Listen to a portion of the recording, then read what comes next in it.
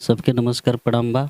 आज हमारा संगे भोजपुरी के जाने माने एक ऐसे स्टार हैं जो आज तक अश्लील फ़िल्म की तरफ गए नहीं और बहुत ही सुंदर-सुंदर फ़िल्म बनाए हैं, जिनका नाम है आदित्य ओझा जी और मेरे बहुत ही अच्छे मित्र हैं, जो बोलिए मेरे गुरुजी भी हैं।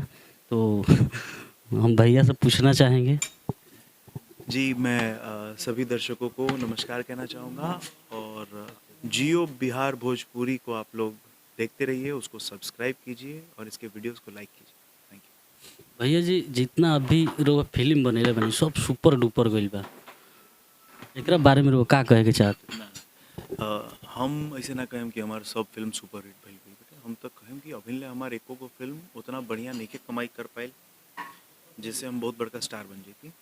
हम एगो अच्छा एक्टर बानी हम अपन किरदार के बहुत अच्छा से निभावे के कोशिश करेनी अपना दर्शक अपना फैन लोग के एंटरटेन करे के कोशिश करेनी। भैया हम कहनी सुपर डुपर जैसे हम लोग आपका फ़िल्म देखे नहीं जा घर में कहीं भी जैसे राउर सीरियल आवत रहल पहले इतना बढ़िया सीरियल आवत रहल कि माने खाना छोड़ देम लेकिन पहले राउर सीरियल हम देखत नहीं नमक इश्क के चाहे राउर जौन भी फिल्म आ जात रहल ओकरा के हम रिकॉर्ड करत रहनी ओकरा के स्टोरी लगावत रहनी कि भोजपुरी में अगर फिल्म होना चाहिए तो ऐसा होना चाहिए जैसे आप बनाते हैं। जी,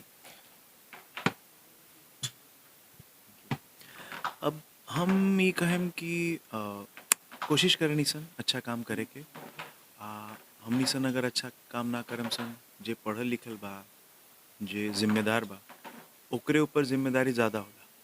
तो हमनी सन की जिम्मेदारी बा अच्छा फिल्म बनाई सन इंडस्ट्री के अच्छा मुकाम दी सन। भैया रोग देखे नहीं रो बहुत हार्ड वर्क करनी क्रिकेट भी खेल लेनी सीरियल भी बना लेनी और दूर दूर जाके बिहार यूपी में रो फिल्म भी शूटिंग कर लेनी के लेखन हो पावेला रो। जैसे जैसे मौका मिलत जाला भगवान हमरा के जौन भी टैलेंट दिले बड़न प्रतिभा हम कोशिश करेनी कि मेहनत से ओमे कुछ कर पाई आ अपना टैलेंट के सही अंजाम दे पाई। तो ओकरा खातिर मेहनत करे से कभी कोनो इंसान के पीछे ना हटे के चाहिए काहे कि अपन मेहनत ही अपना नाम बनावे खातिर हमनी सन के ऊ मुकाम दी। तो मेहनत करे के चाहिए। भैया हम जब चंडीगढ़ रहो क्रिकेट देखे गए रहनी जौन भोजपुरी दबंग आईपीएल जौन है सीसीएल तो जब वो क्रीच में बैट ले गई नो तो चारों बॉल खाली आदित्य ओझा आदित्य ओझा आदित्य ओझा और केहू कोई नामे ना होत रहे। अब ई तब दर्शक लोग के हमार फैंस के प्यार बाटे हम ओकरा खातिर बहुत बहुत आभारी बानी। ये कहें कि हम जौन भी काम करेनी हम कोशिश करेनी कि अपन 100% दी उमें पूरा मेहनत करी अच्छा करी फिर अच्छा होत जाला और भगवान के आशीर्वाद बा माँ के आशीर्वाद बा वो सब सही होला। भैया और अभी नया नया 4-5 फिल्म रिलीज होखे वाला बात फिल्म के तो नाम बता दी हमारा दर्शक के। अभी जौन हमार फिल्म एकदम रेडी बा रिलीज होके खातिर उमें किस्मत कनेक्शन एगो फिल्म बाटे जौन की बहुत बढ़िया फिल्म हम अलग कुछ फिल्म कैले बनी ओकरा अलावा विधि के विधान बाटे वो एगो फिल्म कैले बनी मणिधारी नाग बा जेमें हम बनल बनी पहली बार और एगो बहुत अच्छा फिल्म हम कैले बनी एक लोटा पानी वो पूरा लीग से हट के एगो अच्छा कोशिश कैले बानी सन हमरा लागत हटे कि वो फिल्म दर्शक लोग के भी बहुत अच्छा लगी भोजपुरी इंडस्ट्री में वो फिल्म एगो अलग फिल्म बनावे के कोशिश कैले बानी सन। और भैया रुआ मन में ही ना चलत हुई कि जगह एगो फिल्म आए रहे पहले हिंदी MS धोनी तो रुआ लागत हुई कि हमहू एगो वैसन बहुत बड़ा लेवल पर एगो फिल्म बनाई MS धोनी। ना ना MS धोनी तो ऑलरेडी बन चुकल बाटे और बहुत अच्छा फिल्म बनल बाटे। हाँ हमारी सपना बाटे कि हम जिंदगी में कबो एगो क्रिकेटर के कैरेक्टर करी काहे कि हमार पहला जौन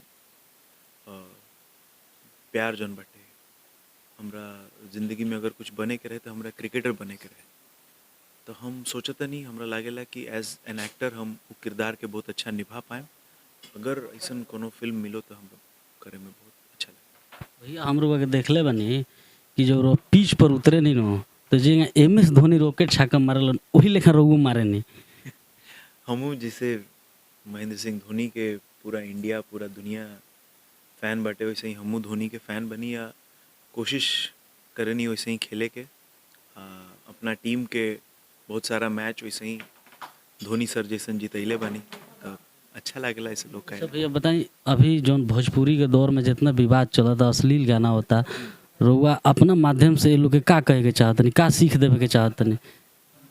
हम ये कहें कि ई जौन गलत काम करके इंसान नाम करे के दू गो रास्ता होखेला, या तो सही कर या गलत कर। गलत कैला से बहुत जल्दी नाम हो जाई पर नाम खराब होई, नाम तो होई पर नाम बदनाम होई। अच्छा करें तो हमें नाम होखे में वक्त ज़रूर लागी, पर रुआ अंदर से बहुत अच्छा लागी कि हम कुछ अच्छा कर। ये सोच होके के चाहिए सबके होके। चलिए भैया, एगो अब हमार बात बा पर्सनल। जैसे कि हम और वीडियो कौन आवेला काट के लगा देनी तो गांव के अगल बगल के लइका कहेला सन कि तारा ई कुली वीडियो लगैला से कुछ ना होई, तारा को चिन्हबे ना करेलन, तू लगा देले लेकिन उ शेयर कर देलन। उ लोग के का संदेश देवे के चाहतनी?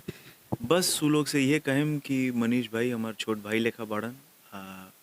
इनकर प्यार बाटे जे हमर काम के ही सराहेलन। हमर ऐसने हमार फैंस बा लोग, ऐसने लोग बा लोग जेकरा खातिर हम मेहनत करे नी, कोशिश करे नी कि अच्छा काम करी।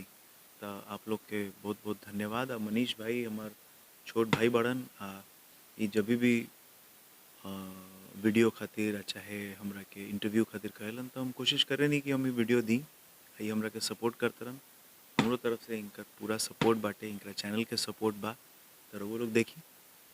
चलिए तो ई रहनी हमार बड़ भैया आदित्य ओझा जी। यहाँ पर रहेंगे, महादेव का आशीर्वाद बनल रहे, हंसत रही, मुस्कुरात रही, आ जीवन में इतना बड़का बनी फिर वो लोग सोच ना सकिलो। तब तक के लिए धन्यवाद।